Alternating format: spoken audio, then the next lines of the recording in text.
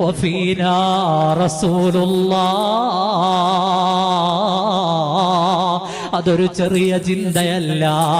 ഓടിക്കോ, നടന്നോ, ചലോ മേ മദീനെ ചലാ.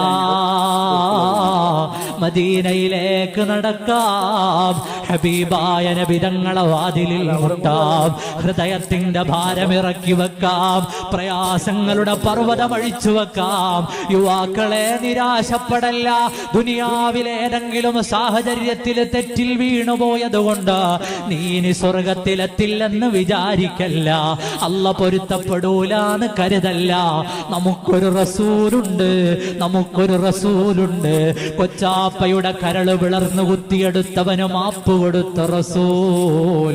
നമുക്ക് വേണ്ടി റബ്ബിന്റെ മുമ്പിൽ നാളെ സുജൂദ് ചെയ്യുന്ന റസൂൽ. നമ്മളാകുന്ന ഉമ്മത്തിന് വല്ല